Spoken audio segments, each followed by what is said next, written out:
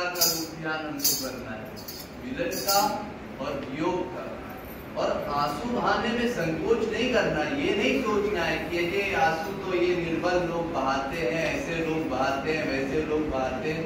सूरदास जी ने कहा कि बिन रोए किन पाइया प्रेम प्यारो मीत। अरे देखिए, संसार में भी किसी की शादी होती है तो पहले वो दुल्हन विदाई में अपने रोती है, तब जाके उसको पति मिलता है। संसारी पति का ये हाल है। तो श्याम सुंदर बिना रोए कैसे मिल जाएंगे? इसलिए रोने में संकोच नहीं करना है, आंसू बहाना है। अपने अंदर के जितने विकार हैं उनको आंसू के द्वारा निकाल फेंकने हैं, फिर राधे नाम लेना है, फिर उनको पुकारना है। और ऐसे जब आंसू बहाने से हमारा अंतःकरण विकार मुक्त हो जाएगा, शुद्ध हो जाएगा, पात्र बन जाएगा, तब उनको आना ही पड़ेगा। उनका वहां वो बात नहीं चलेगी कि वो आते नहीं, फिर आना पड़ेगा। वो भक्त के अंडर में हो जाएंगे। अगर कोई वास्तव में पुकारे तो ऐसी व्याकुलता हमारे अंदर हो। और तीन चीजें, अपने गुरु, अपने इष्ट और अपनी साधना, इन तीनों में हमको अनन्य रहना पड़ेगा। अनन्य माने अन्य में मन ना जाने पाए, ये शर्त है। हम लोगों का क्या हाल है? हम लोग सब जगह की बातें सुनते हैं, हमारी यही गड़बड़ी है। हमने शंकराचार्य की भी सुना, माधवाचार्य की भी सुना, निम्बारकाचार्य की भी सुना, और सुन करके अपनी बुद्धि लगाई और हमको कुछ बात जमी नहीं। हमने शास्त्र वेदों में भी विरोधी सिद्धांत पढ़े और पढ़ करके कंफ्यूज हो गए। क्योंकि श्रुति पुराण बहुत उपाय है, कहूँ बहु उपाय, छूटे ना अधिक अधिक अरुझाई। बहुत उलझन है उसमें, तो उसमें उलझना नहीं है।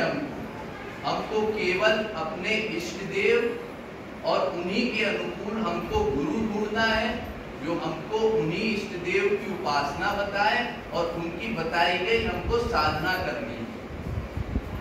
जैसे मान लीजिए हमने श्याम सुंदर को इष्ट देव चुना, युगल छवि को इष्ट देव चुना, तो उनको इष्ट देव चुनने के बाद फिर जो राधा कृष्ण की प्राप्ति की उपासना करा रहा हो, ऐसे गुरु के शरणागत होना है, फिर उसकी बताई गई साधना करनी है। और बाकी सब जगह उदासीन रहना है, मन का अटैचमेंट बाकी कहीं ना होने पाए।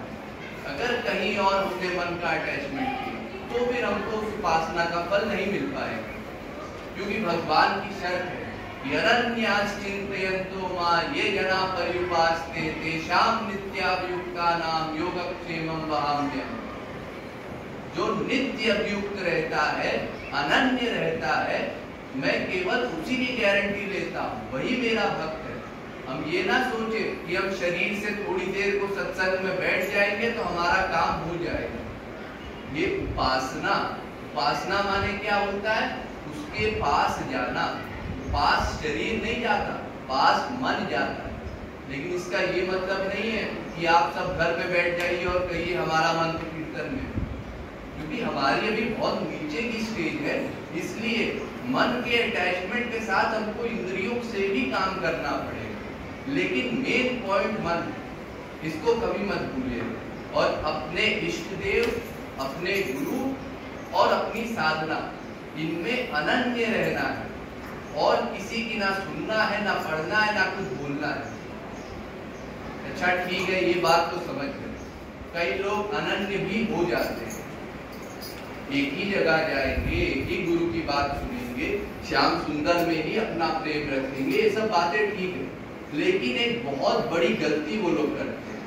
वो क्या? अपने गुरु को भगवान का अवतार बोलेंगे, गोपी का अवतार बोलेंगे, लेकिन दूसरों की बुराई करेंगे।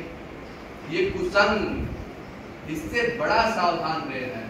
क्योंकि बड़े से बड़ा भक्त भी छोटे से कुसंग की वजह से फिर संसार में आसक्त हो जाता है, उसका पतन हो जाता है। इतनी साधना करना निरर्थक हो जाता है उसके लिए। इस कुसंग से बचना है हम लोगों को। किसी की बुराई ना करना है, ना सुनना है। देखिए ये बहुत बड़ा अपराध है। 5 महापाप होते हैं, उनसे बड़ा एक होता है नामापराध। वो नामापराध जो हम करते हैं संतों के विषय में। कोई संत है, कोई महापुरुष है, हमको क्या अंदाजा है किसी का?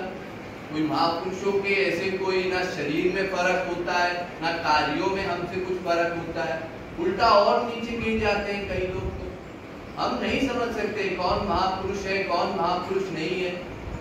अरे अगर कृष्णा अवतार काल में ही हम हुए होते और हम देखते ब्रज में ये सब गोपियां हैं, ये महापुरुष है, तो कौन महापुरुष मानने को तैयार होता? अरे सब गवार सी तो दिखती है, इतना इतना घूंघट रहता है, पागल पागल सी हरकतें करती है, कौन बोलेगा महापुरुष? कोई मानेगा ये महापुरुष?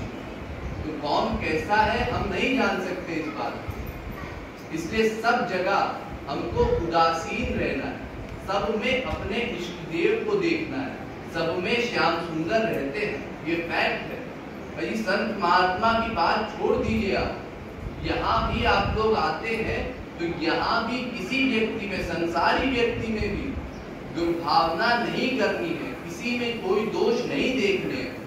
हमको बस अपने आप से काम रखना है जी। जब हमारी स्थिति गड़बड़ है तो हम दूसरे को क्या ठीक बता पाएंगे? अगर कोई खुद मैला है तो दूसरे को क्या साफ कर पाएगा? वो और गंदा करेगा। तो इसलिए आपस में कोई बातें नहीं करनी है। सत्संग में जब आप आए तो केवल भगवत विषय सुनना है, भगवत विषय की चर्चा अगर होनी है तो हो, नहीं तो ना करे, मौन रहे, मन से चिंतन करे, ये मेन पॉइंट है। लेकिन 9 योगीश्वरों ने भागवत में एक श्रेष्ठ महापुरुष का लक्षण बताया। वैसे तो महापुरुष भी बहुत प्रकार के होते हैं, लेकिन सब महापुरुषों में श्रेष्ठ महापुरुष कौन है? उन्होंने कहा सर्वभूतेषु यः पश्येत् भगवत भावमात्मना। जो सब जीवों में भगवान का दर्शन करे, सब में भगवान बैठे हैं ऐसा मान करके नॉर्मल जीव के आगे में दीनता से झुक जाए, प्रणाम करे उसको, वो सबसे ऊंचा महापुरुष है। अगर कोई ऐसा महापुरुष है जो आपके साथ उल्टी लीला कर रहा है तो उससे तो आपका पतन भी हो सकता है। लेकिन जब हम किसी महापुरुष में ऐसी दीनता देखते हैं, ऐसे गुण देखते हैं, तो उसको देख करके हमारे अंदर भी फर्क पड़ता है, हमारे अंदर भी वो गुण अपनाने की इच्छा जागती है, हम भी उसी प्रकार दीन बनते हैं। तो ऐसे सत्संग में आकर के आपस में बात नहीं करनी है, केवल चिंतन करना है श्याम सुंदर का, राधा रानी का, और फिर आपस में कोई बात नहीं होनी चाहिए। गाओ सब हिली मिली राधे